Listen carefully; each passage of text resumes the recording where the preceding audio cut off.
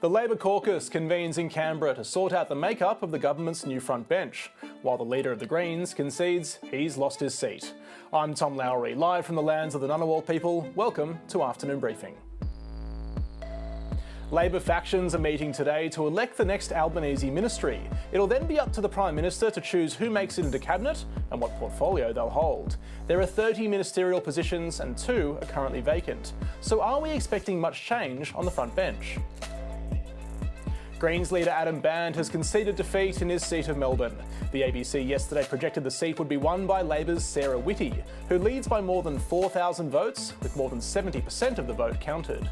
So what does the result mean for the party? Richard Dennis from progressive think tank The Australia Institute will join us later.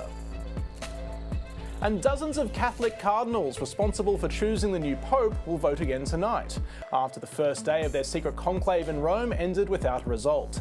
Black smoke billowed from the top of the Sistine Chapel, signalling a 2/3 majority wasn't reached. 4 more rounds of voting are expected tonight and into tomorrow morning.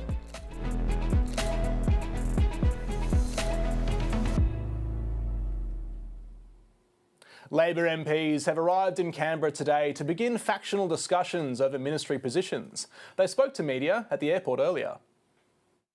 I'm really proud of my colleagues and all the work they did. So yeah, there's a lot of talent in our party, and we'll see what happens. Victoria is well represented by the great new members that we've got in Deakin, and Menzies coming in, as well as the amazing Sarah Whitty in Melbourne, and I'm really looking forward to meeting all our new colleagues. I don't think anyone deserves to be demoted at all, but what we do need to do is find the best talent and give the Australian people what they voted for, and that is to deliver on our commitments. I'm just delighted to be back in Canberra and very keen to get back to work. You look right across our team, really in every state and territory. We've got great people, and it's hard to fit all of them into a limited number of spots, but we'll do our best over the next couple of days. As to what portfolio anyone gets, that's only one person's decision. Attorney General Mark Dreyfus has been sensationally dumped from the front bench by his faction, the Victorian Right. It's to make way for second-term MP Sam Ray. And Jacinta Nampijinpa Price is on the move, bound for the Liberal Party room from the Nationals. To unpack that and more, senior digital political correspondent Brett Worthington joins us this afternoon. Brett, thanks so much for making the time. Hello, Tom. We've seen Labor MPs, as we saw there, flooding back into Canberra for caucus meetings today. Talk us through what's actually going on here. This is kind of how the names get decided that land in the Albanese government's front bench. Yeah, so it's a 2-step process, and as much as the party room could be up to 125 people, there's still a few seats that are yet to be determined. It's the factions who are putting forward the 30 names that'll be up for the front bench that Anthony Albanese then decides from. And so within that, 20 of those will sit in Cabinet. The next 10 are in the outer ministry. And this interesting period that we get now is who is going to lose their job. And there will have to be changes. 2 things are happening in this party room at the moment. Women are going to hit 57% of the caucus, and yet it only reached gender parity in January of this year. And the left faction is now increasing its representation. It'll be above 50%, and that'll mean that it will gain an extra seat on the front bench. So it'll go from 16-14 to 15-15. So we're hearing already Mark Dreyfus from the Victorian Right, the Attorney General, being moved off to the side. Which talented woman is coming through the ranks, you might ask, Tom? It's another man of the right faction, and that is the problem that Labor is facing now. You have got a party room where it is 57% women. Those women look at the front bench and they look at the people in leadership and they see a whole lot of men, and there are not a lot of men that are willing to give up their jobs at the moment to be better reflective, so that their front bench better reflects what it is that is happening in the caucus. Is that like a generational change that is slowly happening, though, that some of the bulk of the women within the Labor Party tend to be younger and will move through into upper ranks as time goes by? Is that just a slow process, I suppose? I mean, that's what some of them would like to hope to see. And the trouble that Labor has is that the Rudd-Gillard years, costing it its time in government, meant you had a lot of young ministers at the end of that period of time, which are now ministers again. Anthony Albanese is setting up the party potentially for a couple of terms in office, and the pressure now will be on to have that generational change. Now, there's no friends that come in a reshuffle, because people are going to miss out on jobs. The New South Wales Right is overrepresented. You've got people like Tony Burke, Chris Bowen, Jason Clare and Ed Husick. One of them will have to give up their spot on the front bench. People are suggesting that it's Ed Husick and he's fighting like heck to stay on there. this will cause ramifications. But when you see all the names that are being put out, they're all men that are being thrown up as possible people being touted for promotion. That is not getting lost on parts of this caucus, and is something that the Prime Minister is going to have to manage going forward. This Mark Dreyfus change, was that a surprise to you? Of course, he is probably towards the end of his career, but I would have thought he'd stay on as Attorney General. Well, Mark Dreyfus is someone whose future has always kind of had a question mark over it. He is getting a bit older. He's previously held the job when Labor was last in power. In running again, he affirmed that he wanted to go around again, and he had expected to stay in Cabinet. Now, we understand he tried to put forward that case to stay within the front bench. The Deputy Prime Minister, Richard Marles, one of the senior figures in the Victorian right, has been pushing Sam Ray's case for some time now. He has clearly got his way there, but it will be interesting to see that some within the government felt that figures like Tanya Plibersek, people like Mark Dreyfus, being the seasoned people that had been there before, were a kind of important tether to have within the Cabinet as you bring in new people, but it's obviously come at the expense of Mr Dreyfus. Another party with another issue today, Adam Bandt conceding defeat in the seat of Melbourne. What do you see as the Greens' role in the next Parliament? Are they diminished having so few numbers, perhaps just one in the lower house? Yeah, I think that the Greens will return to that balance of power position in the Senate, so they will still be a relevant force in this next term of Parliament. Even if they had have held on to Adam Bandt's seat and Elizabeth Watson-Brown in Brisbane, they wouldn't have been influential votes in the House of Representatives. So the Greens absolutely are still a force in Australian politics, but it will have a new look. The Greens leadership, the way they determine it, like the conclave, we have greater sight on what is happening in the conclave than we have in the Greens party room. We won't really know how it's all washing out. They will all appear eventually and smile before the cameras when they have a new leadership. There's no smoke from the chimney? No, well, I mean, look, at least when the smoke is happening, we know that the meeting is happening. The Greens aren't that necessarily public-facing. You will see this interesting test that the Greens now face, is this idea about making enemy the perfect of the good, and has that cost them? Is that the reason that Max Chandler-Mather is no longer in the Parliament because of the housing policies? It's too early to know what it is, that the individual reasons of why people lost their votes. But the next leader will have to determine what their course of action is, and whether it's Sarah Hanson-Young or Maureen Faruqi, they'll really have to work out where they position their party for this next 3 years. Just lastly, this news we've had in the last hour or so on Jacinta Nampijinpa-Price leaving the Nationals party room to sit with the Liberals. What should we make of that? Well, I tell you what, there are some in the Liberal Party that have just asked, could this week get any sillier at the moment? Jacinta Nampijinpa-Price is someone that, if the reporting is to be believed, that Angus Taylor is keen to see come into the Liberal Party room. She's able to move party rooms because she sits with the CLP. She's undoubtedly on that conservative side of what this Liberal Party will be. And this is the existential question that the Liberal Party will now face over this next 3 years. There are some within the party that will argue if they push further to the right, they will consign their party to the grave. They cannot win votes back in this way. They will argue if they go to One Nation, they come back to the Liberals on preferences.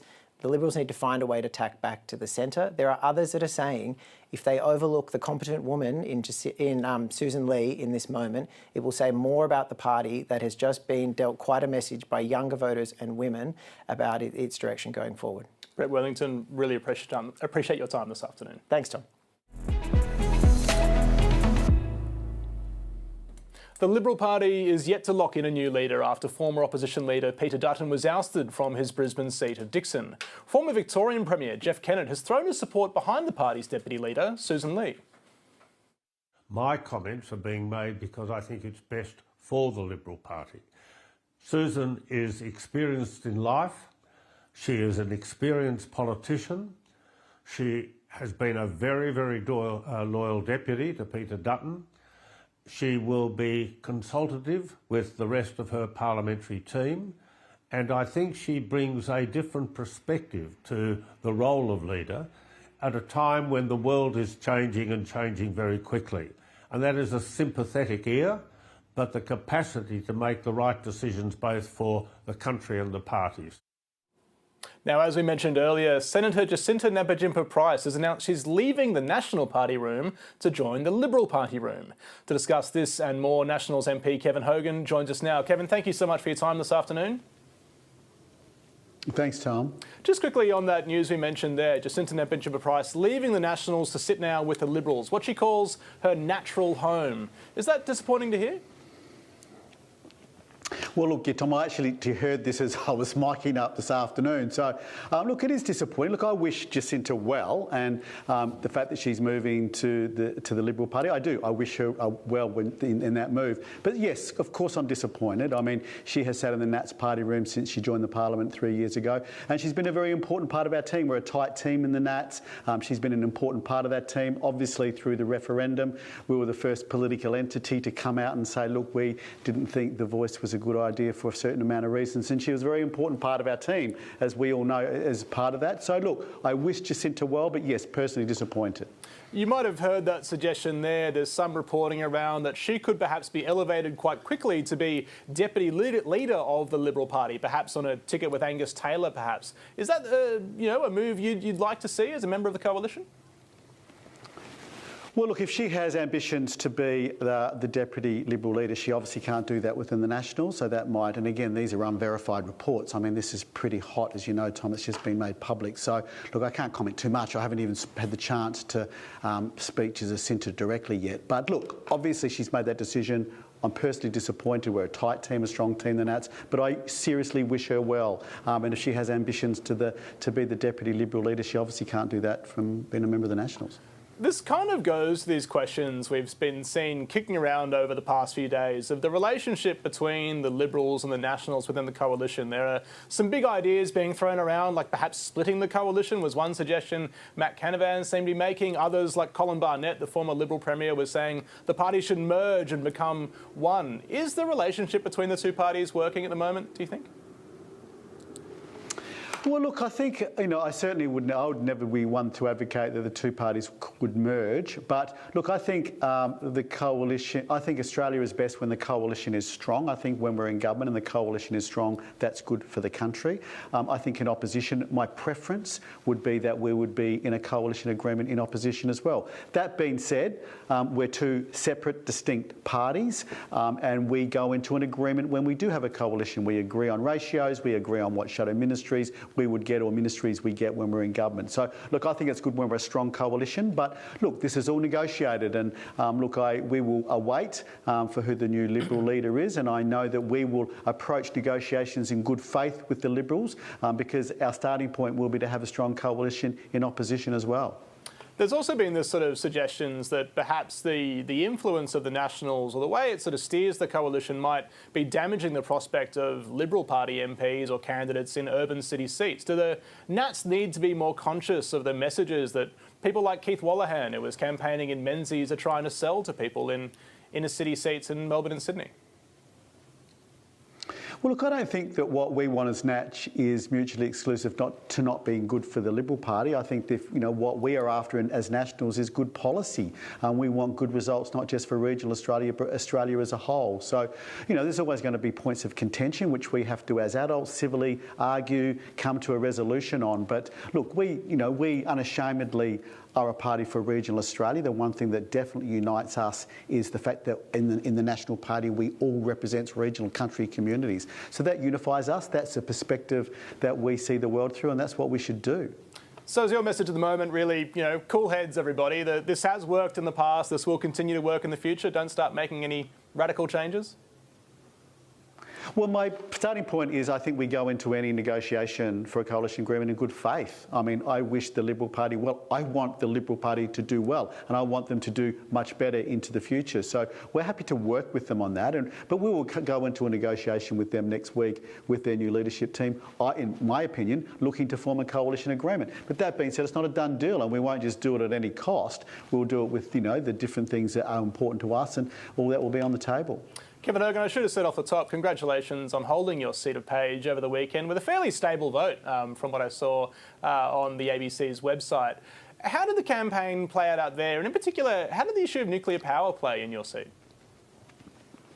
Yeah, look, again, I've made this point before, Tom, this week, it was a really, I think Australia is in a really different place, the city versus the country at the moment. My seat was virtually unchanged. We have 15 lower house MPs as Nats across the country.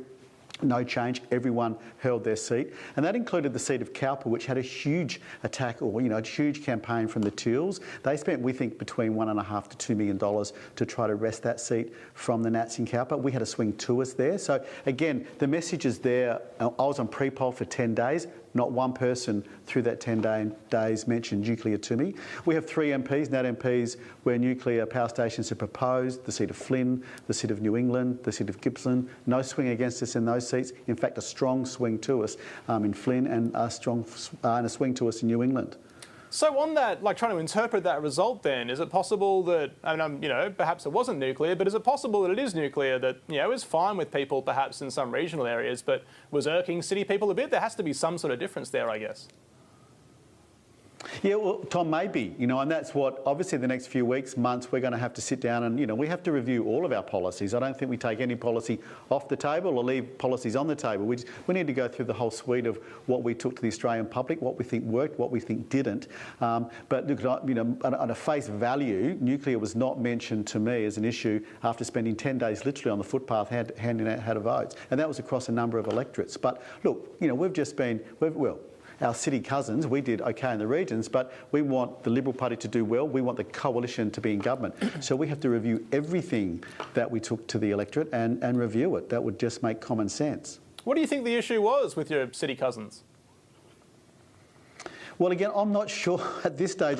Tom, I'm actually not sure. I mean, there's a lot of things being flouted, numerous anecdotes from different electorates. But, we need to go to Canberra next week. We need to sit down and go through it, and dissect it quite intrinsically. But, mate, this surprised me. I'm not going to deny that. On Saturday night, I was quite surprised by the national result. It wasn't what I was picking up going to regional seats across this country. I went to a lot of in fact, all of my colleagues' seats across regional Australia, and that's not what we were picking up. So that's what we're going to have to talk about when we get back to Canberra. The other big news today, of course, was Adam Bandt conceding defeat in the seat of Melbourne. Is this a result that surprised you?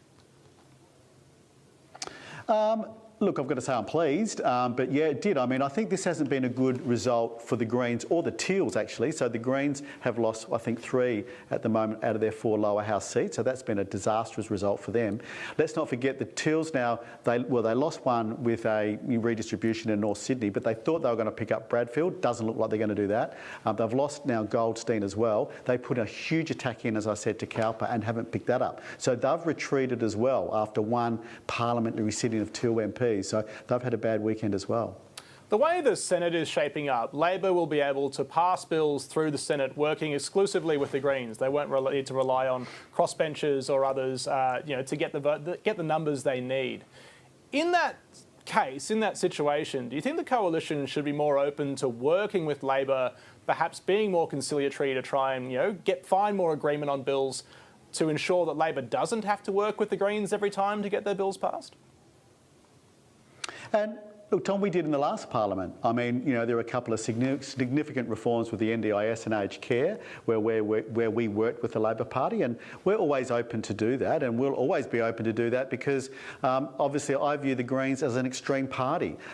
Look, I respect the Australian public's decision. The Australian public have spoken very loudly on the weekend and overwhelmingly elected a Labor government, so I respect that. However, personally, I have a bit of a fear that they may even lurch further to the left than they were in the last parliament. So we'll look to work with them, but obviously we have our values and ideals as well, but when we can, of course we will.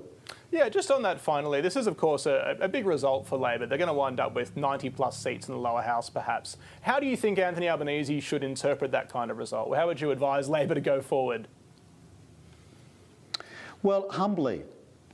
Pride before the falleth, so he's had a good result. I congratulate the Prime Minister, I congratulate the Labor Party, but I think he should go about his role very humbly. All right, Kevin Hogan, really appreciate your time this afternoon. Thank you so much. Thanks, Tom. The Prime Minister, Anthony Albanese, has a message for his Labor caucus off the back of the election result. He wants to approach this term with humility, as Kevin Hogan just mentioned there. Government brings with it responsibility. And no individual is greater than the collective, and that includes myself.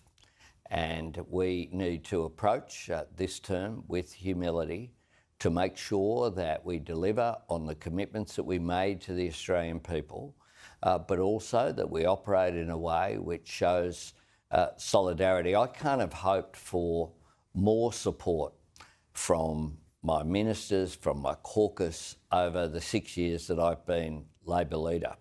And that has enabled me to really focus outward. Yesterday, we found out Zoe Daniel had become the first of the Teal independents swept to power in 2022 to lose her seat. But one independent MP who will be returning and navigating a Labor government with an increased majority is the member for Indi, Helen Haines, and she joins me now. Helen, thank you so much for your time this afternoon. That's a pleasure, Tom. Good afternoon. You've had a few days now to interpret the results. What do you make of the shape of the new parliament? Well, firstly, I would say I'm very grateful to the voters of Indi for returning me for a third term as the independent representative here in Indi. I think it is quite extraordinary to see the results nationally, though, Tom. I think not many people would have predicted, in fact, nobody predicted such a massive majority coming to the Labor government. And I congratulate the Prime Minister and his team for their success. What do you think of the results so far from the crossbench perspective? There are, perhaps gains in some places, surprising places like the ACT, but going backwards in others like Zoe Daniel's seat in Goldstein. Yeah, well, again, it's the ups and downs of this electoral process, Tom, and of course we haven't got all the final results in. Indeed, there are several seats that are being counted with in three-cornered contests. I think this is one of the new factors that a strong independent movement has brought to the Australian electoral system, whereby the AEC now find themselves in situations in multiple places where it's not so straightforward as a 2CP. I think that's very interesting. You've mentioned the seat of Bean in the ACT, where Jessie Price is narrowly in front of the incumbent. We have, of course, the count continuing in Kooyong. Forrest, I understand, is not determined, again, at 3CP. I believe Monash similarly. So it's a really interesting scenario that we have this election. There are plenty of supporters of community independence like yourself, perhaps even your own voters, who would have been cheering on the idea of a minority parliament where Anthony Albanese or Peter Dutton as Prime Minister would have been sort of, beholden or required to at least deal with the crossbench to work with the parliament to get legislation passed. Is it disappointing that's not the outcome? You're right, Tom. Many people were hoping for a minority government for exactly those reasons. There were also many Australians who were hearing the message from the major parties that a minority government would in fact be catastrophic. So there's various points of view on this. I can speak to my own experiences, having worked now with two majority governments, one a Liberal government, one a Labor majority government, and I found that I could be very effective as a member of the Parliament and a member from the crossbench, because the approach that I take is one of good faith, coming to ministers and departmental heads with problems that my constituents are experiencing, but not just coming with a problem, actually coming with policy solutions, amendments to legislation and indeed private members' bills. And in fact, come July 1, Australians will be enjoying the benefits of home batteries being included in the SREC scheme, which means the price of a home battery will come down in similar fashion to what rooftop household solar did. And that was a private member's bill that I introduced to the Parliament some years ago. So I think that my crossbench colleagues, and certainly in my own case, I can still have considerable national influence as well as local impact, irrespective of this being a majority Labor government. Yeah, I mean, there were sort of suggestions before this election that we might be seeing the end of majority government, that larger crossbenches and minority government would be the norm going forward. Do you think that's still the trajectory Australian politics is heading in, where we will find a situation where minority governments become much more common, or was that perhaps a little overblown? Well, it appears that it was overblown. Not appears, it certainly was overblown for this result, Tom. That's obvious. I think what we are seeing, though, if you look at the numbers of votes cast around the nation, is that there was a huge uptick in the number of people putting a community independent as their first preference. And, we're not coming in as shock entrants anymore. And indeed, what we saw in many of my colleagues' seats was very, very strong and indeed, in some cases, vicious campaigns against the community independent members of Parliament. I think in 2022 there was, of course, the biggest crossbench ever elected since Federation, and that came as a shock to the major parties. Well, the community independent movement is no shock anymore, and subsequently I think there's a lot more preparation from the major parties to put up a defence or, in fact, probably more accurately, an attack. And many of my colleagues, in fact, experienced very enduring attacks against them throughout their parliamentary term. Yeah, we've heard a bit about sort of the nastiness on the polls, in particular at the most recent election as well. Just on the Greens quickly, they were of course a big feature of the crossbench in the last parliament. 4 Greens MPs on the crossbench. There might be 0. There may be 1, but there may be 0 in the next parliament. How surprising is that?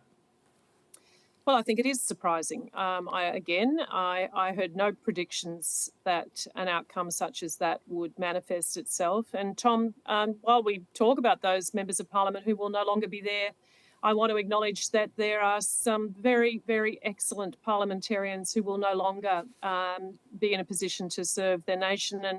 And indeed, I want to highlight people like Bridget Archer, people most likely Keith Wallahan, who is likely to lose the seat of Menzies. Bridget has lost the seat of Bass, and indeed the leader of the Greens, Adam Bandt, who has been a significant contributor to parliamentary debate, irrespective of where your politics lie.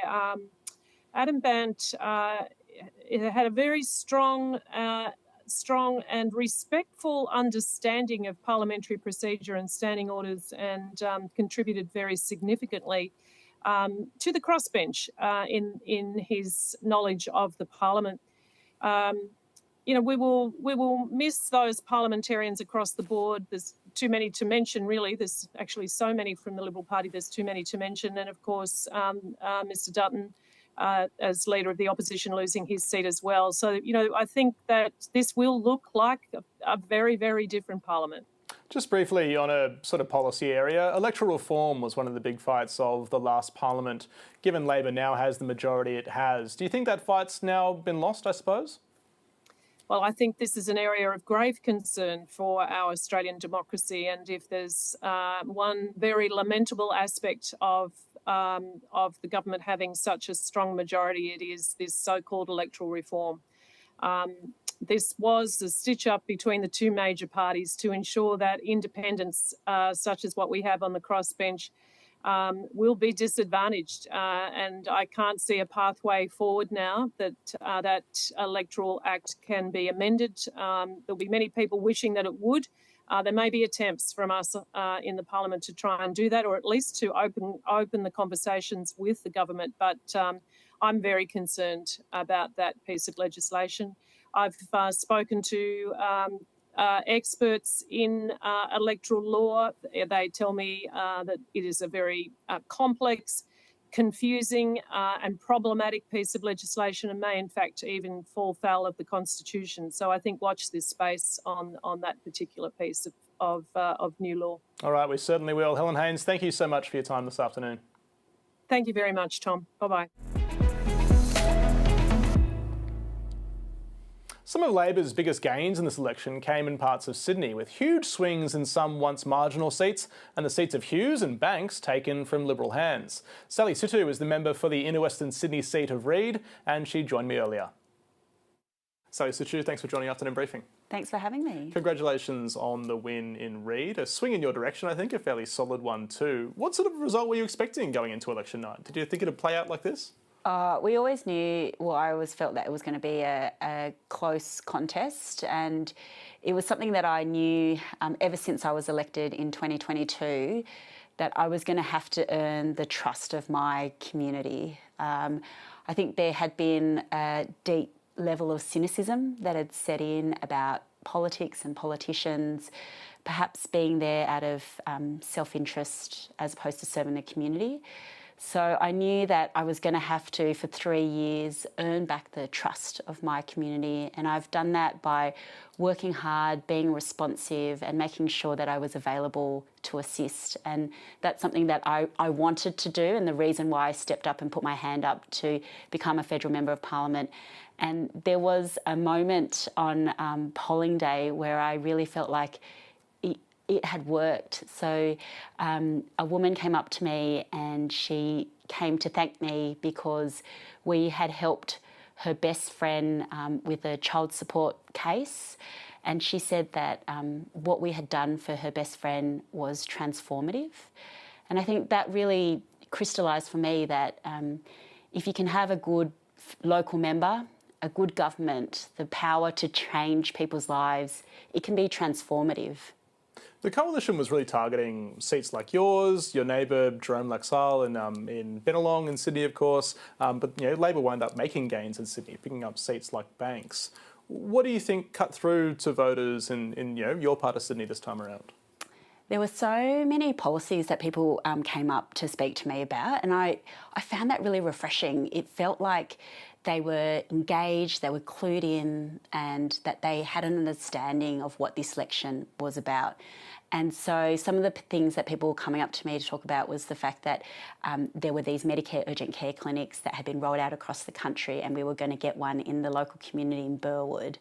And people had said that they had used one and how beneficial it was, and they were grateful that we were going to get one more locally. We had young people coming up to say that the 20% off student debt was going to be a huge relief for them, and that was something that they were voting on. And I was really glad that they knew about the policy and that it was something that they felt was important to them. We also had so much support from local teachers who were teaching in the public education system. And actually one of the retired teachers at Drummoyne Public School, he stood at the very front gate on election day because that was something he felt so strongly about, was fully funding our public schools. And all of these policies together, I think, really painted a picture of what our vision was for the country. And I was just really grateful that the community had heard that. There's often a bit of tension around polling booths, particularly in marginal seats. And we saw some reports in this campaign that I wanted to ask you about of, things like the Exclusive Brethren, a Christian sect kind of bringing volunteers in to volunteer for the Liberals, these huge numbers of volunteers. Did you notice any sort of unusual behaviour? Was it a particularly unusual kind of campaign, this one? The pre-poll was like nothing I'd ever seen before. And I've been on some robust contested campaigns. And the behaviour that I witnessed at this election was something that I'd never seen before, and I really hope not to see again. We have the best electoral system in the world. I think our elections are the best in the world. And at the heart of that is making sure that when people come to vote, they can do that in peace. Of course, we should have people handing out and talking to voters and having a robust debate, and I welcome that. But if people are feeling intimidated, if our volunteers are feeling unsafe about going and handing out, I don't want that type of behaviour to be the new normal at our elections. And so I think there needs to be a lot of soul searching about some of the behaviour that we did witness, and something that voters and volunteers really found objectionable. And we need to take it back to what it used to be, where you can have a good discussion, a good debate, but voters come in, they vote peacefully and not feel any sense of intimidation. Can you describe some of those experiences for us? Like, what was making volunteers feel uncomfortable or unsafe?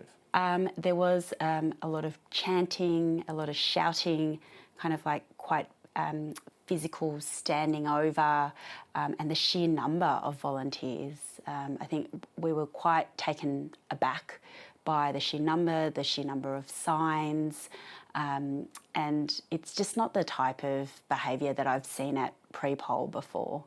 You've got a significant Chinese Australian community in your electorate as well. How did you go about connecting with that community this time around? And I think you use Red Note as well. Is that one way of sort of getting in touch with Chinese Australians? Yeah, absolutely. We've got to talk to people on the platforms that they use, so things like WeChat and Red Note. But also, I was really mindful of making sure that the different communities in my electorate understood how I could help them.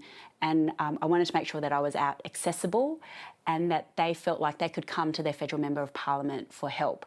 And so we did that through a number of means. So with the Chinese community, absolutely, because it's a big community in my electorate, but also with the Korean community, with the Lebanese community. We made sure that we were out there engaged. And so we did that through a number of means. We have bilingual speakers who work in my electorate office. We also held events where we had translators. We made sure that the material that we produced was in different languages as well. And that was a really good way of saying to the community, I'm here, I'm accessible, and I'm available to help you. Because I always think about my own parents. My parents speak limited English, and so for them to make the step of going to their federal member of parliament to get help or access government services, it was difficult, it was really challenging. And I wanted to change that for people and let them know that they could come to their federal member of parliament because there was going to be someone there who could speak their language, or they could come to an event because there was going to be a translator available as well. How does the community in your electorate, the Chinese community, sort of feel about the national security conversation that's had around election time? I mean, of course, we had discussion about Chinese warships off the coast of Australia and how the government should respond to that. There was suggestions coming from the coalition of Chinese spies being active in the campaign. How did you find those voters responded to that kind of discussion? I had some incredible people of Chinese background volunteer on my campaign, and a few of them, when Senator Hume made those comments, a few of them actually came up to me and said that they felt scared about volunteering at an election. And I think I was so disappointed by first her comments, but also how it made a lot of Chinese Australians feel that their loyalty was being questioned and that they shouldn't be taking part in our democratic system.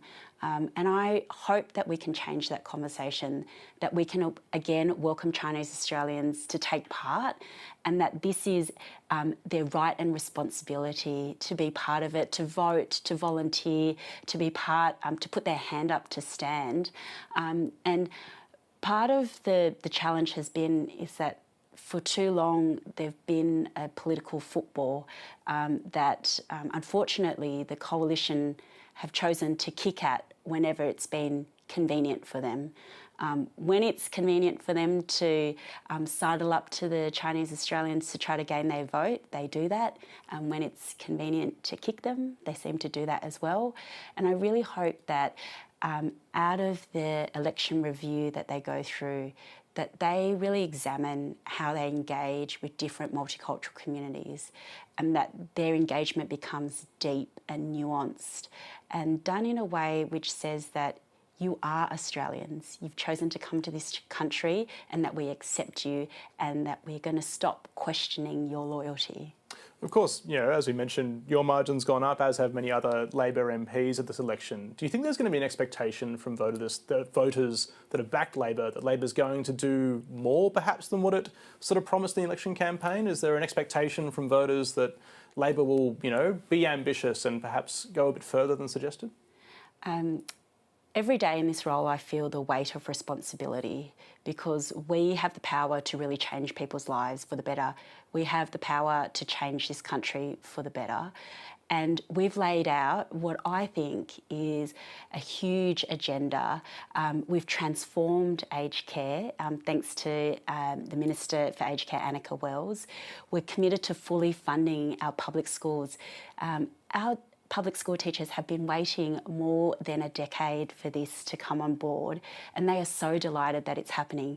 We've now committed to strengthening Medicare and finally lifting bulk billing rates. That's a huge agenda that can really transform this country. And I think that's what voters want. They want us to do good things for them and make their lives better. And that's something that I'm incredibly proud to be part of. But we also know that we go into government with a great sense of humility. The community have told us what they want, and we've got to serve and we've got to step up and deliver. And if we don't, they will mark us down. You're back in Canberra, of course, for caucus meetings over the next few days. Are you expecting changes to the front bench as a result of, different numbers lining up in different ways among Labor's factions? We are blessed in the Labor caucus to have incredible people who have already proven their ability to serve, who are incredibly bright, and I'm just really lucky to be part of this great Labor caucus where we could probably have two groups of cabinets who are just as brilliant as each other. And so what a great position for the Prime Minister to be in, that it's just a spoil of riches. Just very briefly, the big news over the past couple of days is Adam Bandt losing his seat in Melbourne, the Greens leader. Is that a surprise to you? It certainly is a surprise to me, and probably a surprise to the Greens as well. But I think it really demonstrates that the Australian electorate, they want to choose people who are going to govern sensibly. And what I saw in the last parliament were some pretty surprising decisions by the Greens party, choosing to block policies which I would have thought that they would have been on board with, some of our housing policies. And they've been marked down by the community. I think that, it's still a party that will renew, and I met some great young volunteers who were volunteering for the Greens party, but I hope they do a lot of soul searching about what they did in last parliament and why that didn't resonate with the public. All right, Sally Situ, thanks so much for your time this afternoon. Thank you. The ABC called the seat of Melbourne yesterday, but today Greens leader Adam Bandt conceded he's lost his seat 15 years after first winning it. He spoke to media earlier. I spent a fair bit of time on polling booths in Melbourne, had quite a few conversations where people told me that they usually vote Green, but this time they didn't because of Peter Dutton, which is obviously disappointing for us. And whilst not a massive shift in the vote, it did make a difference. And I think on this, I just want to say hats off to the Prime Minister and to Labor, the Labor campaign machine on this point, for making this such a central feature of the campaign. I think I have to acknowledge that they did run a very good campaign. Labor did run a very good campaign, and they linked Trump to Peter Dutton and made it clear, as we sought to do as well, but Labor made it very clear that Dutton was about trying to bring the Trump style of politics to Australia. It is undoubtedly a disappointing result for the most progressive party in Australian politics, left with at most just one lower house MP, with the Brisbane seat of Ryan still hanging in the balance. Joining me is the head of progressive think tank The Australian Institute, Richard Dennis, to talk about where next for progressive politics in Australia. Richard, this story around the Greens is one of the most interesting coming out of this election. What do you make of the result? Oh, it's a surprising result. I mean, it's obviously disappointing for Adam Bandt, and Peter Dutton had an unexpected night as well. And I guess for me, it's important for everyone to remember there's no such thing as a safe seat in Australia anymore. We've seen huge swings in 2022, huge swings in 2025, and here in Canberra, the seat of Bean, one of the safest Labor seats, might fall to an independent. So I think what's really interesting here is that no member of Parliament can take their seat for granted anymore, no matter how big their margin or how high their profile. The argument Labor people have made in the days since is that voters, they say, wanted action over argument, and they associated the Greens with being a party of protest, being a party of argument over, actually getting things done. Do you think that cut through? Look, I think it's certainly cutting through that's what Labor's saying, but, most people don't take that much advice from their opponents.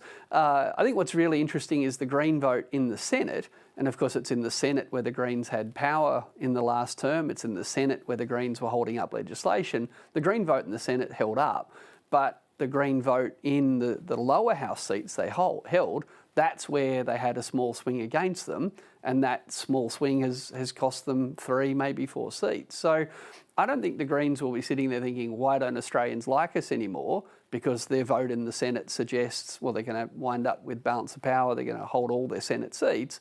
But I think the Greens are going to have to answer a harder question, and that is, how do they perform the role they perform in the Senate and simultaneously try and get those grand coalitions required to hold lower house seats?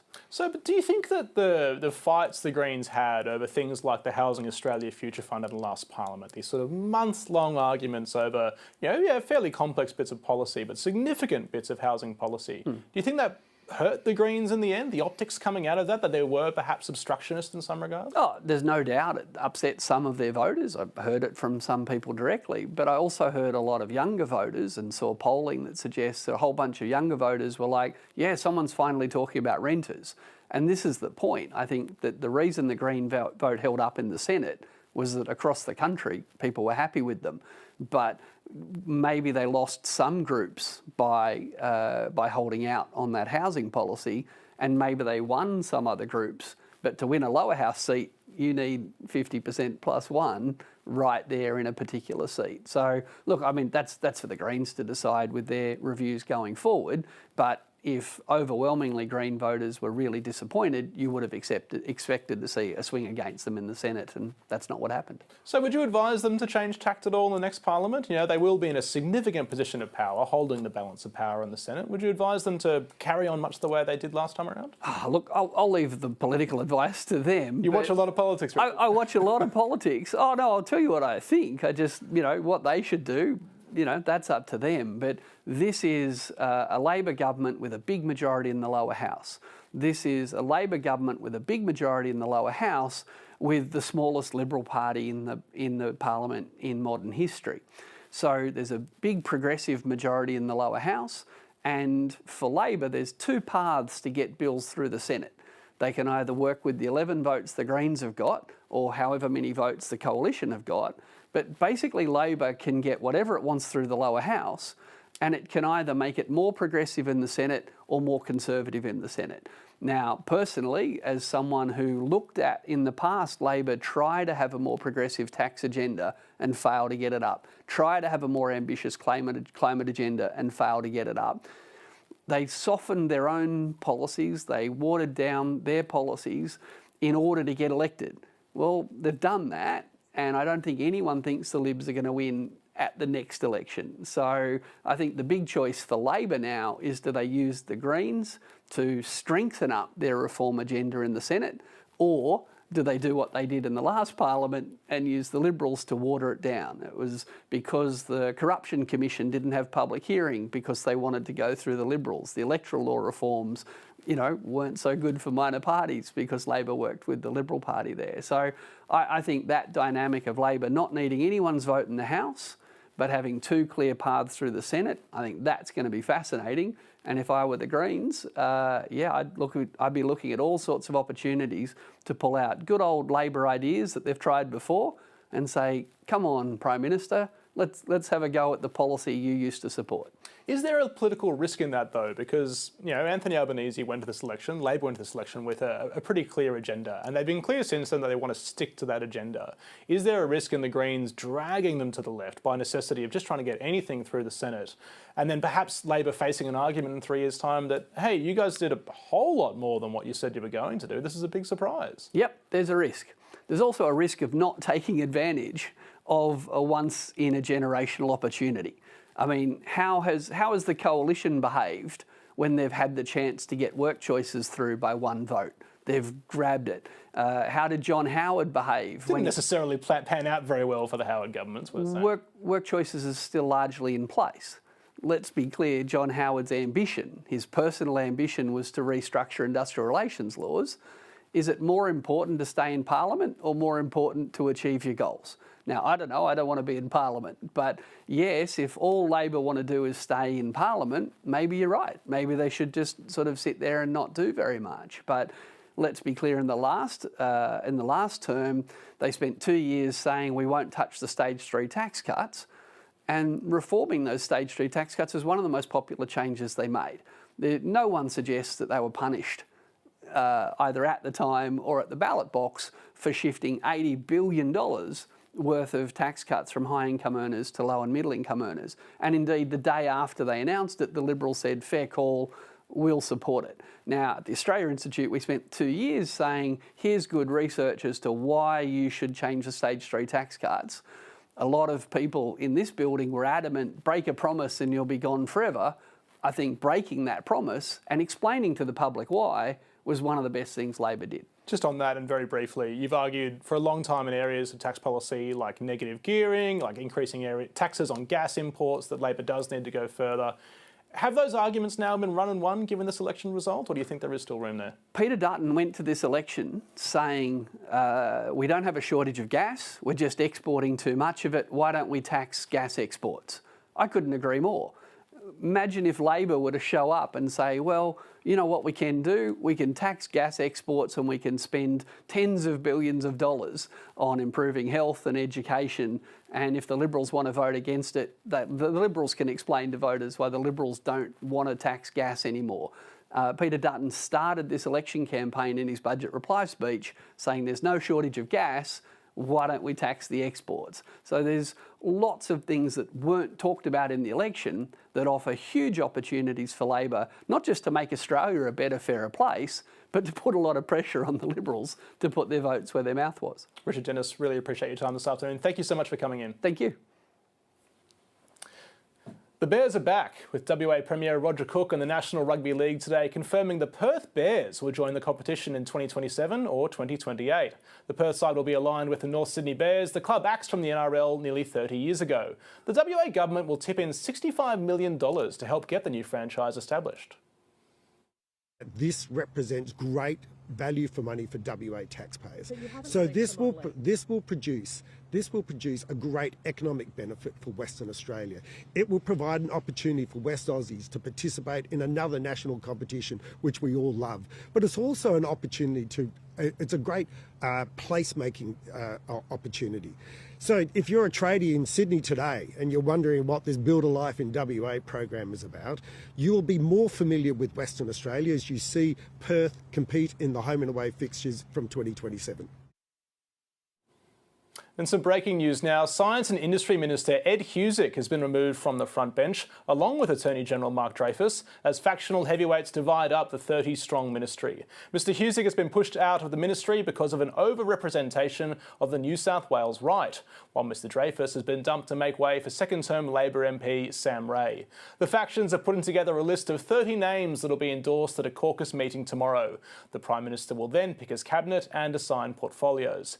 Mr Husic was understood to have told his staff of the news in the last few hours. The ABC understands Anthony Albanese will not be intervening to save either frontbencher.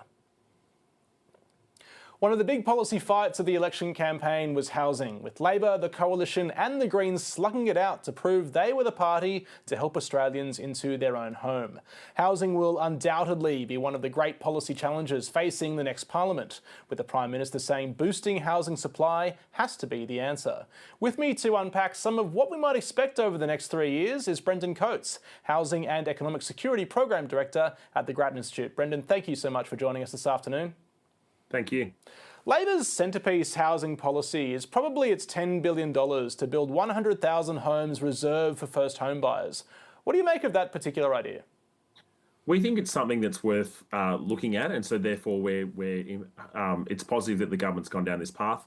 You know, the advantage here is working with state government developers and others is that state government developers don't have to wait for pre-sales for apartments before those homes can be built. So there is a lot of opportunities here in working with state government developers to get more housing built by, via the grants and concessional loans that will be on offer. And if they got those extra 100,000 homes built over the course of the next 8 years, that would be enough to reduce house prices and rents by roughly 2.5%. There are big questions, though, in the implementation. Certainly the ALP's costing suggested only $600 million would go out the door in the next 4 years. Some of that may be interest on loans, so it could be a bit higher than that. But that's the risk with the policies the government took to the first term around the Housing Australia Future Fund took some time to roll out, and that's the risk here. We could see delays in getting this out the door, The question is going to be, are you funding or supporting housing that otherwise wouldn't have been built, as opposed to the kind of things that state government developers and others would have done anyway? I just want to zoom out for a second. Given housing was such a big policy area in this election, do you think the parties were having the right arguments and asking the right questions? Was it the sort of housing debate you, as a housing policy person, wants to see happening? Both yes and no. So no in the sense that once again we got a bidding war over who can put more money in the pockets of first-home buyers. You know, the Coalition had a policy about making mortgage repayments tax deductible for first-home buyers. Labor's extended its first-home guarantee scheme, which basically allows more people to buy with only a 5% deposit without having to pay lenders' mortgage insurance. But in the background, we were having a more positive debate. Labor had its plan for 100,000 homes working with state government developers. The Coalition had $5 billion on the table to work with local governments to support trunk infrastructure, things like roads, sewerage, water, telecommunications. That's often a roadblock to getting new housing built in the outer suburbs. So it was the first time we actually saw the parties at a federal level also competing over who can get more housing built. Yeah, just on the Coalition there, you mentioned some of their policies, that mortgage tax deductibility policy that I take it you're not a fan of. There was also super for housing. Is there anything in the Coalition's sort of portfolio space there that Labor should perhaps be taking up as an idea going forward, do you think? Yeah, the work on supply that the Coalition had put forward with the $5 billion fund, that's something that's worth looking at. It's worth noting Labor already has a policy to put $1.5 billion on the table for precisely that kind of infrastructure, but certainly more money there could help. The question is that the best place to put that money? Because the issue with these kinds of programs is you've got to work with hundreds of councils across Australia. You've got to see if you can roll out that funding quickly while making sure you're not paying for things that developers or councils would have paid for otherwise, in which case you're not actually building more housing. You're just propping up the budgets either of developers or local councils. So there are other areas we would like the government to look. The main one is to sharpen its incentive payments through the New Homes Bonus, which is the $3.5 billion program on the table that was agreed to at the time National Cabinet agreed to the plan for 1.2 million homes over 5 years. That incentive payment is currently only paid in arrears, so at the end of the 5-year period, so it doesn't give a strong incentive to the states to get more housing built as it should. And the targets that states have to meet before they qualify for that $15,000 per home that gets built, the baseline, is probably a bit too tough given cyclical conditions like higher interest rates, higher construction costs, so that should be adjusted as well. That's probably our best chance to get more housing built, but then we should be looking at funding infrastructure where we can. The plan to work with state developers is a good one. Basically, we need to pull out all the stops we can to get more housing built as quickly as it can. One really big question in housing policy is when we talk about affordability, what we actually mean, because some people seem to mean that's, house prices literally falling. For some, it's just house prices not growing quite as quickly as they would otherwise. What does improving housing affordability actually mean to you, do you think?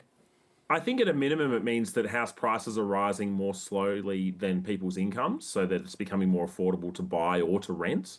But it probably does mean a period, potentially quite a long period, where we see house prices and rents stagnate as incomes catch up. That's probably the sweet spot, because that can make housing substantially more affordable over a 10, 15-year period. And that's what we should expect to see if we build more housing, which is the main solution to the housing crisis that we're facing today. A great example is Auckland upzoned a large share of its land in 2016. Within 5 years, estimates were that rents were flat vis-a-vis inflation in Auckland, whereas they'd risen by 20% across the rest of New Zealand. That's the kind of outcome I think we'd like to see in Australia. I don't think we should be afraid of seeing prices and rents fall. But I don't think we would expect to see big crashes in prices because there's just such strong underlying demand for housing, even if we start to sate that unmet demand to build more. Brendan Coates, I really appreciate your time this afternoon. There's always more to talk about in housing, but that'll do for now. Thank you. Thank you. And that's afternoon briefing for today. Stay with us here on the ABC News channel. Joe O'Brien's up next with today's top stories. See you soon.